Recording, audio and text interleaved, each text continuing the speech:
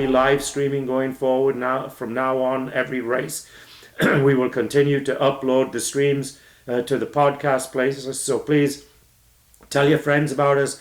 Get your family involved. Formula One is the fastest growing sport in the world. There's about 100 million people just got through watching the Austrian Grand Prix. So have all your friends and family become part of it. Helmut, thank you for joining the Formula One News Hour. Got a few questions. We do a lot on the history of Formula One. So you and I are not far apart in age. So we knew a lot of the same folks and everything back in the 60s. Which brings me to my first question. You got into racing actually a little later than most people around that age. Was there a reason for that, and how did you eventually get into motor racing? There was a simple reason. My father said, first you have to do something seriously, and so I studied law. You studied law? I studied law, and okay. When I finished that, I was a free agent, and I was with Jochen Rindt in the boarding school in Bad Aussee in Austria.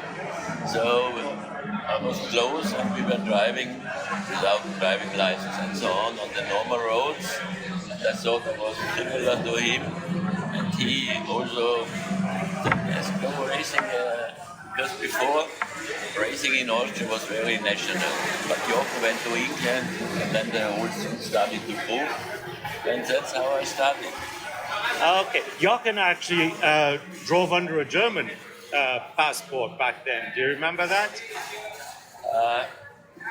Jochen's mother was Austrian, from Graz, the same city where I come. Okay. But both, and his father was German, and they were killed at a bomb attack in Germany.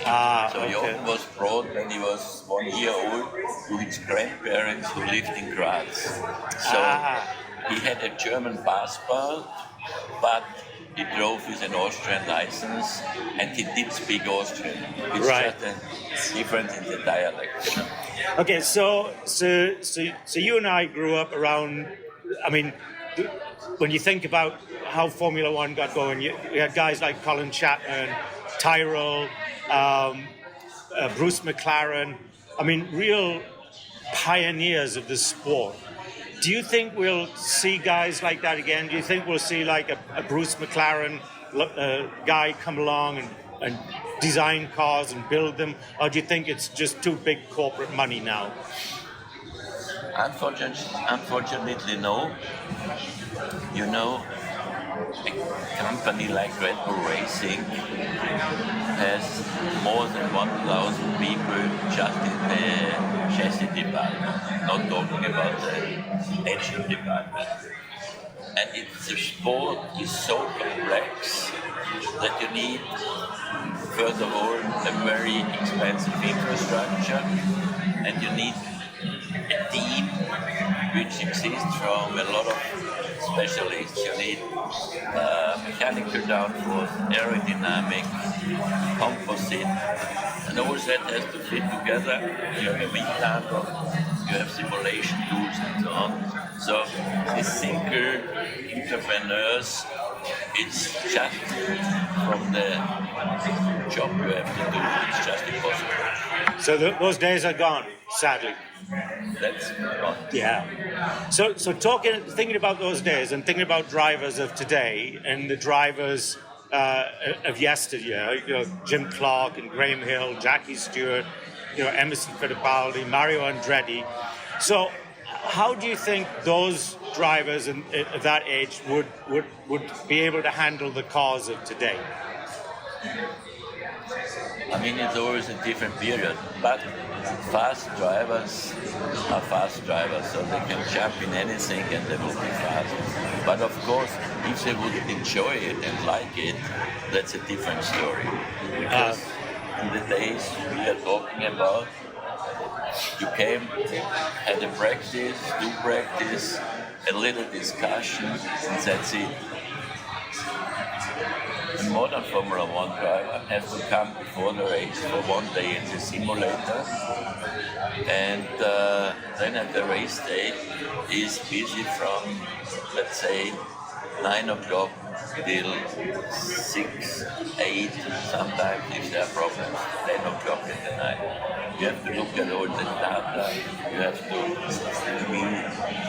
so many details. And in the old days it was driving.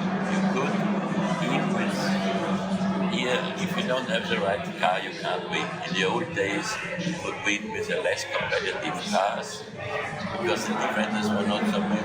The driver could make the difference. But there was shifting, there was no power brakes, it was down to the driver. Now you have so many,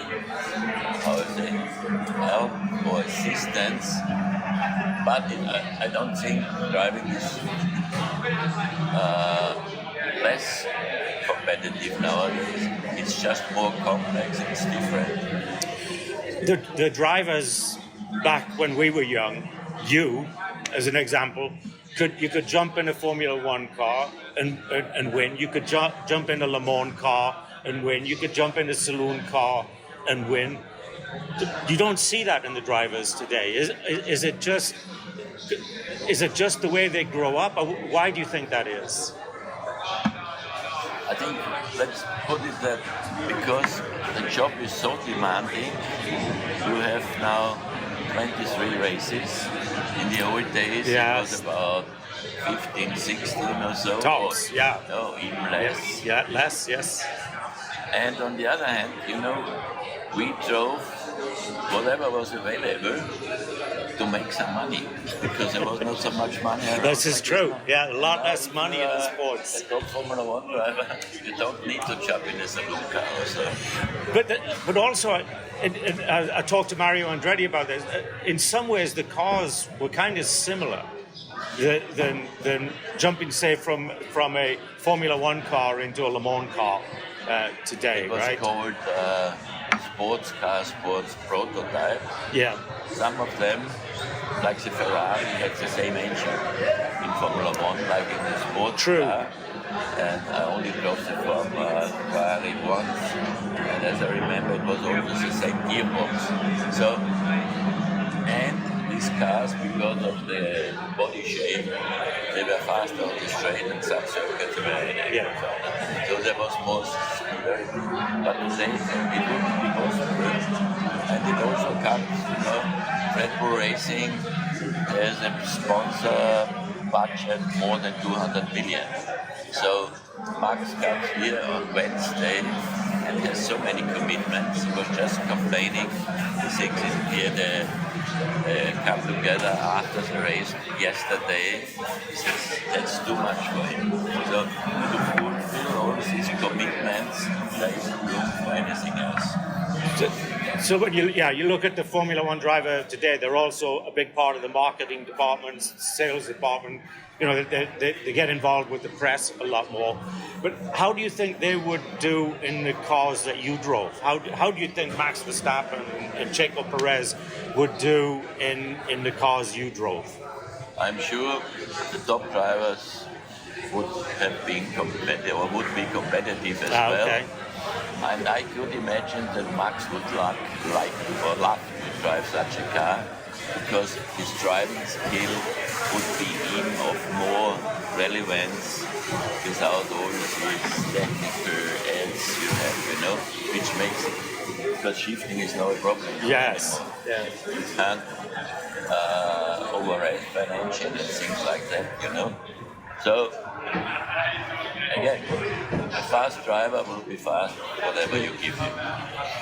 Okay, so all of this technology, would you like to see some of the technology go away? Maybe we take away this paddle shifters, maybe we take away DRS, power steering, and bring it back to the driver's raw driving of a car. Do you think that would help the sport a little bit, maybe? I would like to see it, because it would make the difference between the drivers more obvious, but from the technical development they can, because you don't have a normal car who has a gear shifting. We don't have a car without power braking or power This is steering. true. So, and the Formula One has to go what is state of the art in technology. This is true. So, thinking about you're head of selecting drivers, driver development, and everything. What do you look for today in a young driver like coming through? He's 14, 16, 18 years old. What is it that you are looking for? Basically, the last 2 or 3 years, I was looking for a new Verstappen. There is no new Verstappen, so I have to go back to normal standards because he's so outstanding. But in the end, it's the same. You must have the speed, you must have the commitment, and the commitment is very important. And you just have to focus just on your job and things.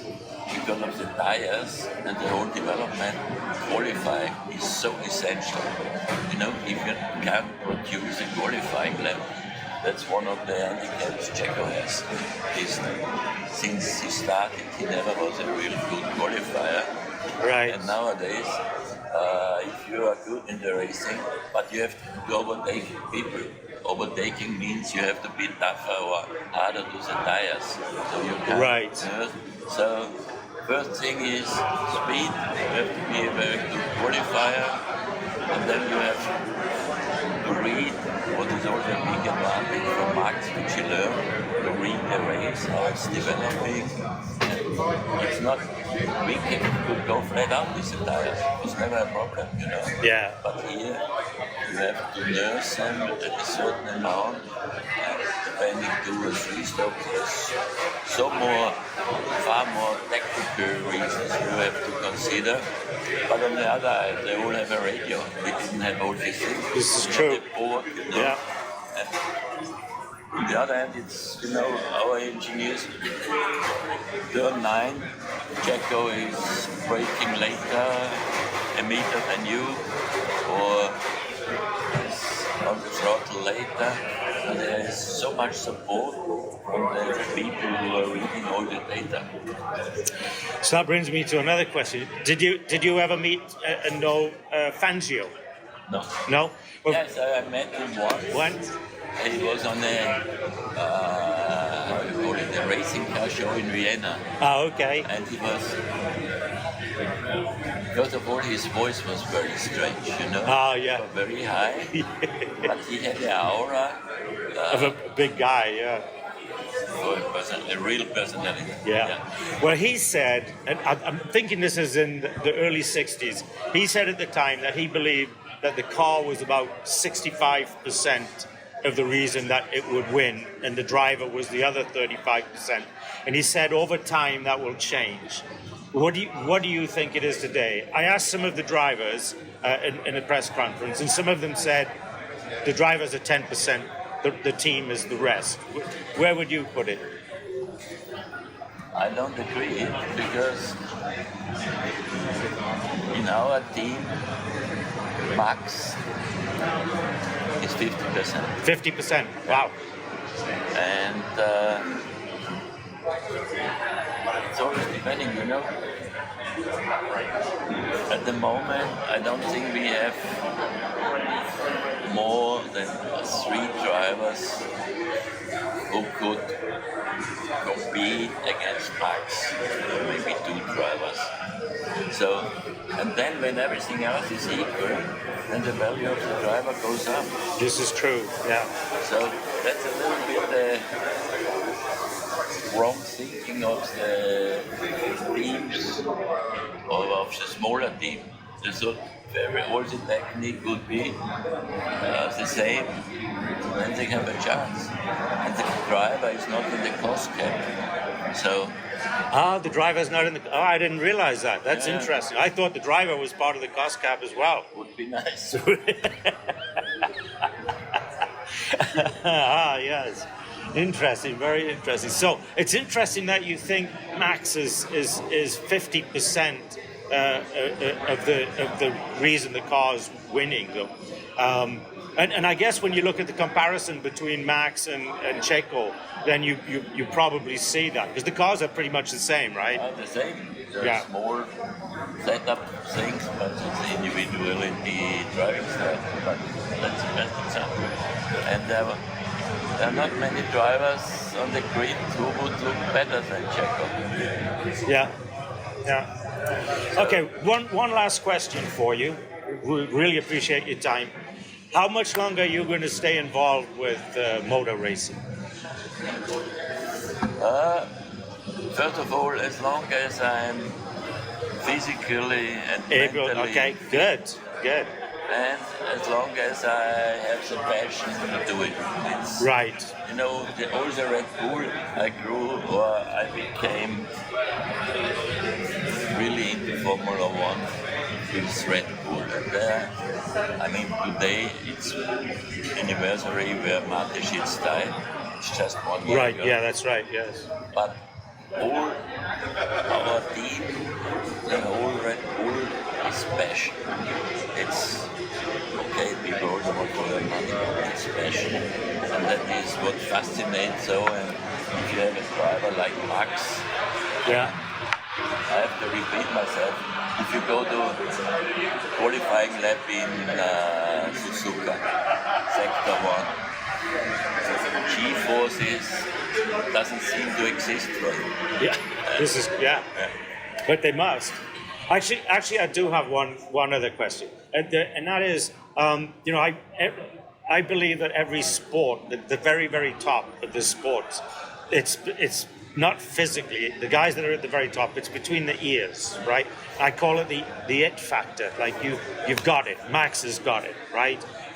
In swimming, Michael Phelps had it. You know, you look at all the different sports. Tom Brady in American football had it. George Best, you remember him, the British-Irish soccer player, had it. Do you think Lewis still has it? Or do you think it's past? He's lost it? Because we're talking about passion, and the it factor is a big part of passion, right? I think if I look at our strongest competitors, I have to say Lewis. Yeah. But there's a difference. Max went 26 last month. Yeah. Lewis is, I don't know, more than 37. 38, I think, 37, 38, yeah. Max is just racing. There's nothing else for him. Well, I mean, he lives a normal life. Yeah, but he I understand. Go to a fashion show to LA in between. Yeah.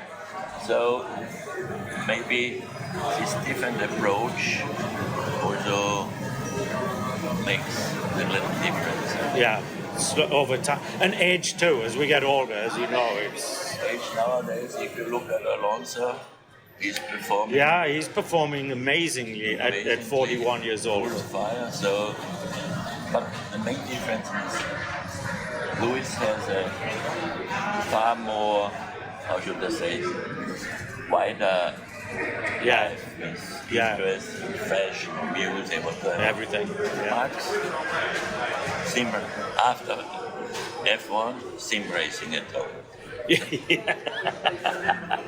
but that's the young also, right? Yeah. I'm sure at that age, Lewis was probably doing the same thing.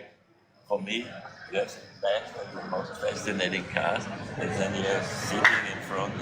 I don't get it, but okay, that's different age, different. Well, Helmut, thank you very much for being part of the Formula One News Hour. We appreciate it. Thank you. Have a great day.